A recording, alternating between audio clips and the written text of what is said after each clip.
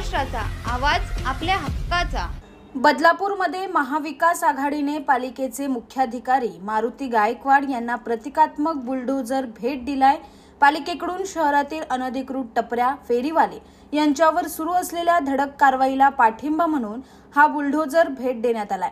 बदलापूर पालिकेकडून मागील काही दिवसापासून शहरातल्या अनधिकृत टपऱ्या, स्टॉल्स, फेरीवाले, खाऊ गल्ल्या यांच्यावर धडक कारवाई सुरू आहे।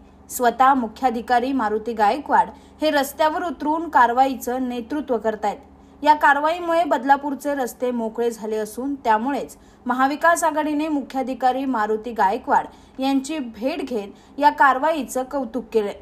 महाविकास आघाडीतील राष्ट्रवादी शरद पवार पक्षाचे अविनाश देशमुख आणि ठाकरे गटाचे शहर प्रमुख किशोर पाटील यांच्यासह काँग्रेसचेही पदाधिकारी यावेळेस उपस्थित होते। या सर्वांनी मुख्याधिकारी मारुती गायकवाड यांचा सत्कार करत त्यांना प्रतिकात्मक बुलडोझर भेट दिला आणि यापुढेही कारवाई अशीच सुरू ठेवण्याचं आवाहन केलं।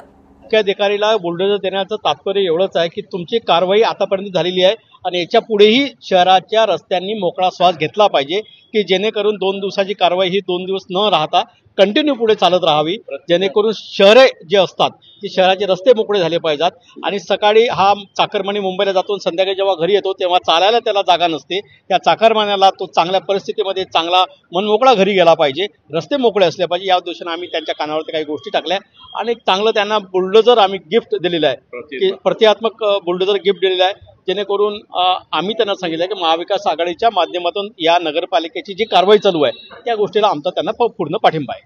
तुमच्या परिसरातील काही घडामोडी किंवा समस्या असतील तर आमच्या वृत्तवाहिनीला संपर्क करा आणि तसेच सतत अपडेट राहण्यासाठी आमच्या वृत्तवाहिनीला सबस्क्राइब करा आणि बेल आयकॉन दाबायला विसरू नका।